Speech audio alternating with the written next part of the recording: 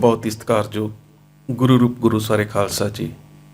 ਆਓ ਸਭ ਤੋਂ ਪਹਿਲਾਂ ਗੁਰਦੇਵ ਪਾਤਸ਼ਾਹ ਦੀ ਬਖਸ਼ਿਸ਼ ਮੁਕੱਦਸ ਫਤਿਹ ਬੁਲੰਦ ਕਰੀਏ। ਸਤਿਕਾਰ ਸਾਹਿਤ ਆਖਣਾ ਜੀ। ਵਾਹਿਗੁਰੂ ਜੀ ਕਾ ਖਾਲਸਾ, ਵਾਹਿਗੁਰੂ ਜੀ ਕੀ ਫਤਿਹ। ਇੱਕ ਵੀਰ ਦੇ ਸਵਾਲ ਦੇ ਜਵਾਬ ਦੇ ਵਿੱਚ ਸਵਾਲ ਸਾਹਿਬ ਸ੍ਰੀ ਗੁਰੂ ਗ੍ਰੰਥ ਸਾਹਿਬ ਮਹਾਰਾਜ ਦੀ ਉਸ ਬੀੜ ਦੇ ਬਾਰੇ, ਉਸ ਪਾਵਨ ਸਰੂਪ ਦੇ ਬਾਰੇ ਜਿਸ ਪਾਵਨ ਸਰੂਪ ਨੂੰ ਕਲਗੀਧਰ ਪਾਤਸ਼ਾਹ ਗੁਰੂ ਗੋਬਿੰਦ ਸਿੰਘ ਮਹਾਰਾਜ ਨੇ ਜੋਤੀ ਜੋਤ ਸਮਾਉਣ ਤੋਂ ਪਹਿਲਾਂ ਗੁਰਤਾ ਗੱਦੀ ਦੀ ਬਖਸ਼ਿਸ਼ ਕੀਤੀ ਸੀ। ਅਕਸਰ ਇਹ ਸਵਾਲ ਇਸ ਵੀਰ ਦਾ ਹੀ ਨਹੀਂ ਬਲਕਿ ਕਈ ਵਾਰ ਵਿਦਿਆਰਥੀਆਂ ਦੇ ਕੈਂਪਾਂ ਦੇ ਵਿੱਚ, ਸੰਗਤ ਦੇ ਵਿੱਚ ਅਕਸਰ ਇਹ ਸਵਾਲ ਕੀਤਾ ਜਾਂਦਾ ਹੈ। ਬੇਸ਼ੱਕ ਕਿ ਜਵਾਬ ਵੀ ਮੇਰੇ ਖਿਆਲ ਦੇ ਨਾਲ ਜਿੰਨਾ ਇਹ ਅਹਿਮ ਸਵਾਲ ਹੈ, ਉਹਦੇ ਨਾਲ ਜਿਹੜਾ ਜਵਾਬ ਹੈ ਉਹ ਓਨਾ ਸਟੀਕ ਜਿਹੜਾ ਅਜੇ ਤੱਕ ਸਾਡੇ ਕੋਲ ਇਤਿਹਾਸਕ ਸਰੋਤਾਂ ਦੇ ਵਿੱਚ ਨਹੀਂ ਹੈਗਾ।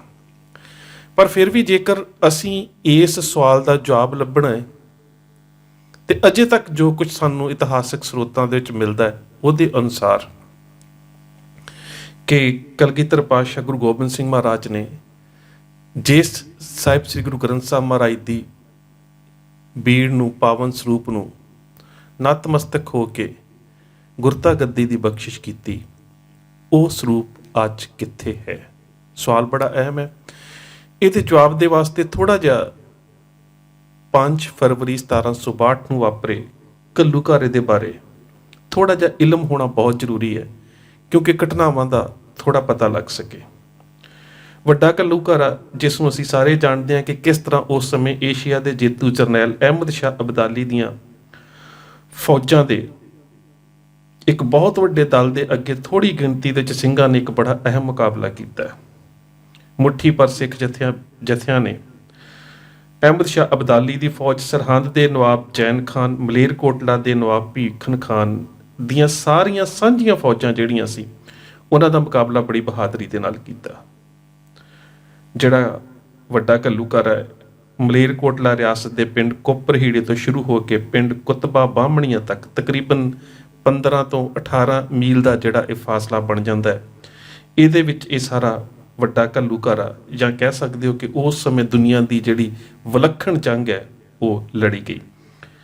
ਵਕਤ ਕੋਈ ਬਹੁਤ ਜ਼ਿਆਦਾ ਨਹੀਂ ਹੈ, ਤਕਰੀਬਨ ਇੱਕ ਦਿਨ ਦੀ ਜੰਗ ਹੈ ਜਿਹੜੀ ਸਵੇਰੇ ਅੰਮ੍ਰਿਤ ਵੇਲੇ ਸ਼ੁਰੂ ਹੁੰਦੀ ਹੈ ਤੇ ਸ਼ਾਮ ਨੂੰ ਸੂਰਜ ਅਸਤ ਹੋਣ ਦੇ ਨਾਲ ਖਤਮ ਹੋ ਜਾਂਦੀ ਹੈ।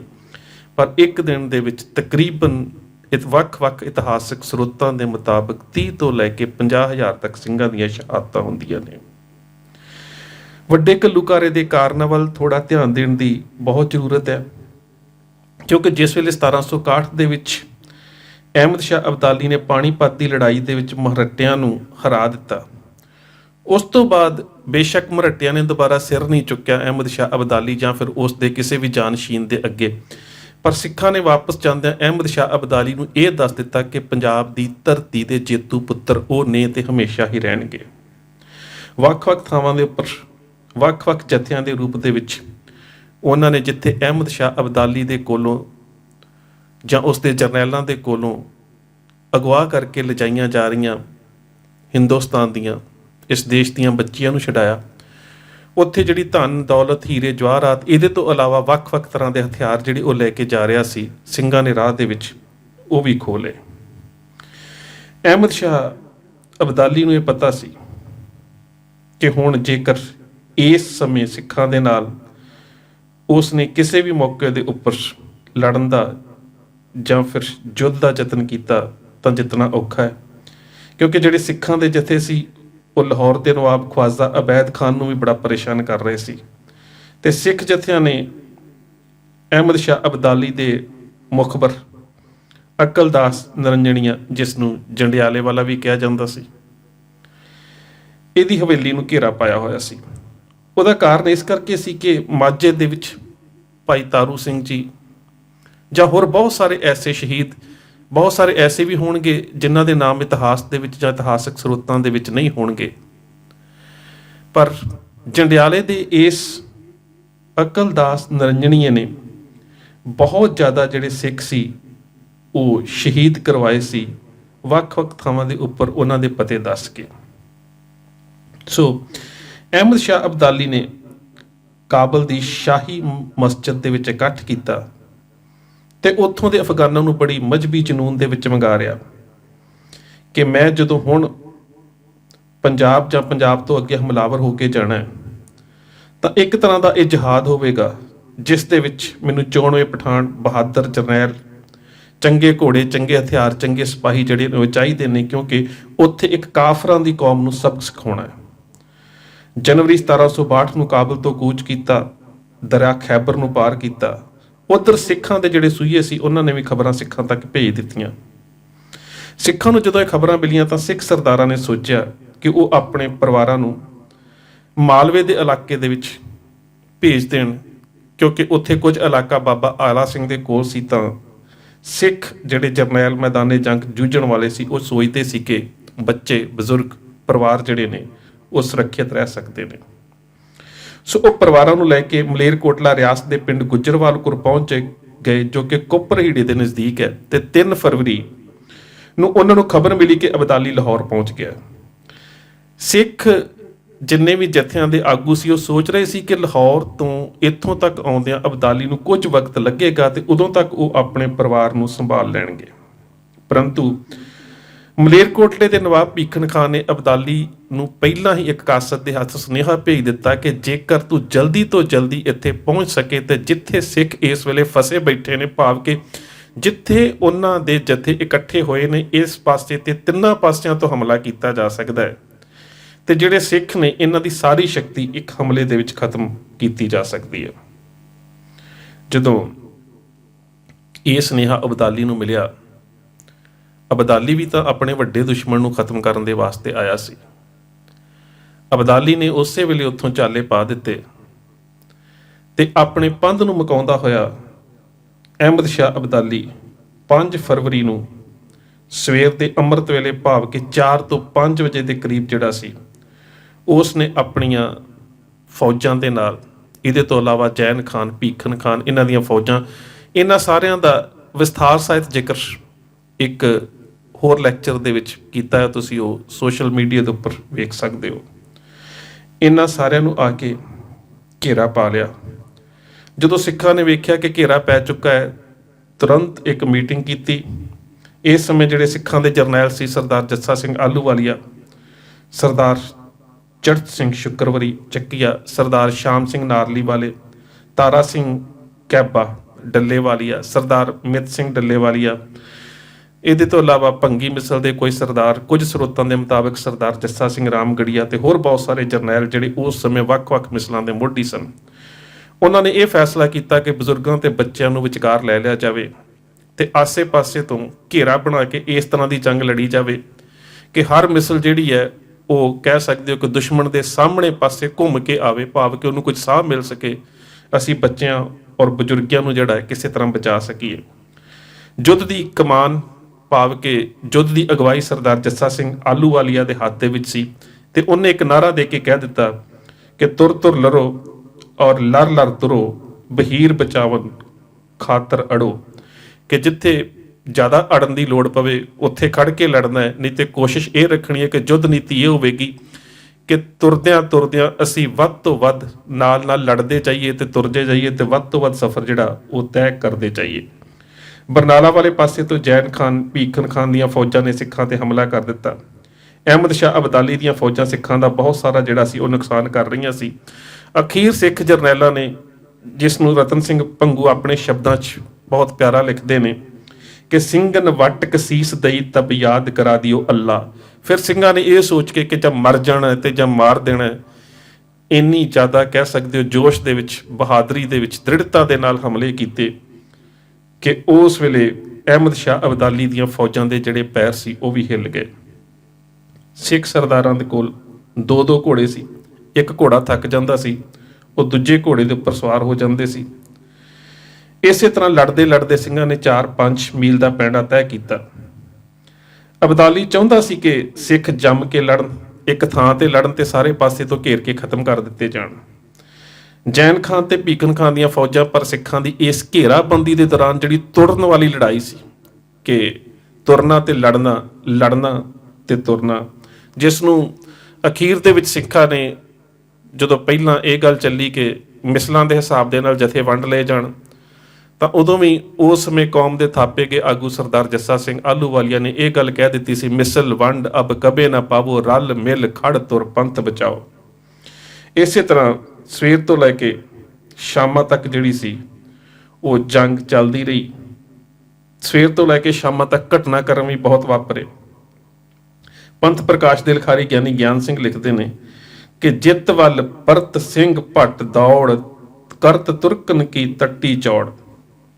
ਭਾਵ ਕਿ ਜਿੱਧਰ ਨੂੰ ਵੀ ਸਿੱਖ ਜਿਹੜੇ ਸੀਗੇ ਉਹ ਆਪਣੇ ਕੁਝ ਸਾਥੀਆਂ ਨੂੰ ਲੈ ਕੇ ਸਫਾ ਨੂੰ ਚੀਰਦੇ ਜਾਂਦੇ ਸੀ, ਤਾਂ ਜਿਹੜੇ ਪਾਸੇ ਨੂੰ ਜਾਂਦੇ ਸੀ ਉਸੇ ਪਾਸੇ ਵੈਰੀਆਂ ਦੇ ਆਹੂ ਲਾ ਕੇ ਉਧਰ ਰਸਤਾ ਬਣਾ ਦਿੰਦੇ ਸੀ। ਭਾਵ ਕਿ ਸਿੱਖਾਂ ਨੇ ਆਪਣੀ ਜਿਹੜੀ ਯੁੱਧ ਨੀਤੀ ਦੇ ਵਿੱਚ ਇੱਕ ਤਰ੍ਹਾਂ ਦੇ ਨਾਲ ਤੁਰਦੇ ਫਿਰਦੇ ਕਿਲੇ ਦੀ ਸ਼ਕਲ ਬਣਾਈ ਸੀ, ਉਸ ਨੂੰ ਟੁੱਟਣ ਨਾ ਦਿੱਤਾ। ਸਿੰਘ ਬੜੀਆਂ ਜਾਨਾਂ ਹੂਲ ਕੇ ਲੜੇ। ਜੱਸਾ ਸਿੰਘ ਆਹਲੂਵਾਲੀਆ ਦਾ ਚਿੱਟਾ ਚੋਲਾ ਕੁਝ ਇਤਿਹਾਸਕ ਸਰੋਤਾਂ ਦੇ ਮੁਤਾਬਕ ਖੂਨ ਵਗ ਵਗ ਕੇ ਜ਼ਖਮਾਂ ਦਾ ਲਾਲ ਰੰਗ ਹੋ ਚੁੱਕਾ ਸੀ। ਔਰ ਜਿਸ ਵੇਲੇ ਜੰਗ ਦੇ ਵਿੱਚ ਥੱਕ ਚੁੱਕੇ ਉਸਦੇ ਘੋੜੇ ਨੂੰ ਉਸ ਵੇਲੇ ਜਿਸ ਨੂੰ ਅਸੀਂ ਬਾਡੀਗਾਰਡ ਕਹਿ ਸਕਦੇ ਹਾਂ, ਸਰਦਾਰ ਗੁਰਮੁਖ ਸਿੰਘ ਜਿਹੜਾ ਉਸਦਾ ਅੰਗਪਾਲ ਸੀ, ਉਸ ਨੇ ਉਸਦੇ ਘੋੜੇ ਨੂੰ ਛੇੜਨ ਦਾ ਯਤਨ ਕੀਤਾ ਤੇ ਸਰਦਾਰ ਜੱਸਾ ਸਿੰਘ ਆਹਲੂਵਾਲੀਆ ਨੇ ਕਿਹਾ ਸੀ, ਸਿੰਘ ਸੁਨੇ ਹਮਕੋ ਕਰੇ ਠੱਠਾ, ਘੋੜਾ ਕੁਦਾਏ ਜੱਸਾ ਸਿੰਘ ਨੱਠਾ। क्या मुख लाए बैठे दीवान, करे सिख मशकरी आन, पंथ हमको पातशाह बनायो, तुम चाहत गीदी अखवायो। कि सरदार गुरमुख सिंह मेरे घोड़े नूं मगे होए मैदाने जंग दे विचों बाहर ना कढ, किते इंज ना होवे कि कोई ये समझ लवे कि शायद सरदार जस्सा सिंह आहलूवालिया मौत तो डरदा मरदा घोड़ा भजा के किसी दूसरे पासे नूं निकल गया। सरदार जस्सा सिंह ਆਹਲੂਵਾਲੀਆ ਨੇ ਇਤਿਹਾਸ ਚਾਹੁੰਦਾ ਕਿ ਜਦੋਂ ਬਰਨਾਲੇ ਜਾ ਕੇ ਕੱਪੜੇ ਬਦਲੇ ਉਸਦੇ ਜਿਸਮ ਤੇ 22 ਫੱਟ ਸਨ, ਸਰਦਾਰ ਚੜ੍ਹਤ ਸਿੰਘ ਦੇ ਸਰੀਰ ਦੇ ਉੱਪਰ 19 ਫੱਟ ਸਨ। ਸ਼ਾਮ ਢਲੀ ਤੱਕ ਸਿੱਖ ਲੜਦੇ ਰਹੇ, ਕਈ ਮੀਲ ਪੈਂਡਾ ਵੀ ਤੈਅ ਕਰ ਲਿਆ। ਕੁਤਬਾ ਬਾਹਮਣੀਆਂ ਪਿੰਡ ਦੇ ਨੇੜੇ ਇੱਕ ਪਾਣੀ ਦੇ ਢਾਬ ਤੇ ਪਹੁੰਚ ਗਏ। ਔਰ ਤੁਸੀਂ ਹੈਰਾਨ ਦੇ ਨਾਲ ਇਤਿਹਾਸਕ ਸਰੋਤਾਂ ਨੂੰ ਪੜ੍ਹ ਕੇ ਵੇਖੋ, ਹੈਰਾਨ ਹੋ ਜਾਵੋਗੇ। ਇੱਕੋ ਹੀ ਢਾਬ ਦੇ ਉੱਪਰੋਂ ਪਾਣੀ ਪੀਤਾ ਜਾ ਰਿਹਾ ਹੈ। ਇੱਕ ਪਾਸੇ ਸਿੱਖ ਫੌਜਾਂ ਪਾਣੀ ਪੀ ਰਹੀਆਂ ਨੇ, ਇੱਕ ਪਾਸੇ ਅਬਦਾਲੀ ਦੇ ਜਰਨੈਲ ਪਾਣੀ ਪੀ ਰਹੇ ਨੇ, ਥੱਕ ਚੁੱਕੇ ਨੇ। ਇਹ ਸ਼ਾਇਦ ਉਹ ਸ਼ਾਮ ਸੀ ਜਿੱਥੇ ਆ ਕੇ ਸਿੱਖ ਫੌਜਾਂ ਜਿਹੜੀਆਂ ਪਾਣੀ ਪੀ ਕੇ ਅੱਗੇ ਨੂੰ ਕੂਚ ਕਰ ਲੱਗੀਆਂ, ਪਰ ਅਬਦਾਲੀ ਦੀਆਂ ਫੌਜਾਂ ਨੇ ਪਿੱਛਾ ਕਰਨ ਦਾ ਹੌਸਲਾ ਨਾ ਕੀਤਾ। ਸਿੰਘ ਬਰਨਾਲੇ ਵਾਲੇ ਪਾਸੇ ਨੂੰ ਪਹੁੰਚ ਗਏ। ਬੇਸ਼ੱਕ ਜੇਕਰ ਤੁਸੀਂ ਸਿੰਘਾਂ ਦੇ ਕਤਲੇਆਮ ਤੋਂ ਔਰ ਜਿਸ ਤਰ੍ਹਾਂ ਦੇ ਨਾਲ ਇਸ ਕਤਲੇਆਮ ਤੋਂ ਬਾਅਦ ਸਿੰਘਾਂ ਨੇ ਹੌਸਲਾ ਵਿਖਾਇਆ, ਜਿਹੜਾ ਸਾਡੇ ਇਤਿਹਾਸਕ ਸਰੋਤਾਂ 'ਚ ਦਰਜ ਹੈ ਕਿ ਤਤ ਖਾਲਸਾ ਰਹਿ ਗਇਓ ਸੋ ਖੋਟ ਗਵਾਏ। ਬੇਸ਼ੱਕ ਸਿੰਘ ਮੈਦਾਨੇ ਜੰਗ ਦੇ ਵਿੱਚ ਬਹਾਦਰੀ ਨਾਲ ਲੜੇ। ਜੇਕਰ ਸਿੱਖਾਂ ਦੇ ਜਾਨੀ ਨੁਕਸਾਨ ਨੂੰ ਵੇਖਿਆ ਜਾਵੇ ਤੇ ਇੰਜ ਲੱਗਦਾ ਹੈ ਕਿ ਇਹ ਹਾਰੀ ਹੋਈ ਜੰਗ ਹੈ, ਪਰ ਅਹਿਮਦ ਸ਼ਾਹ ਅਬਦਾਲੀ ਨੇ ਦੁਬਾਰਾ ਸਿੰਘਾਂ ਦੇ ਨਾਲ ਮੈਦਾਨੇ ਜੰਗ ਦੇ ਵਿੱਚ ਲੜਨ ਦਾ ਹੌਸਲਾ ਨਹੀਂ ਕੀਤਾ। ਜਦੋਂ ਕੁਤਬਾ ਬਾਹਮਣੀਆਂ ਤੇ ਢਾਬ ਦੇ ਕੋਲ ਸਿੰਘ ਪਾਣੀ ਪੀ ਰਹੇ ਸੀ ਤਾਂ ਸਿੰਘ ਅੱਗੇ ਵਧੇ, ਪਰ ਉਸ ਤੋਂ ਬਾਅਦ ਅਹਿਮਦ ਸ਼ਾਹ ਅਬਦਾਲੀ, ਭੀਖਨ ਖਾਨ ਤੇ ਜੈਨ ਖਾਨ ਦੀਆਂ ਫੌਜਾਂ ਨੇ ਪਿੱਛਾ ਨਾ ਕੀਤਾ।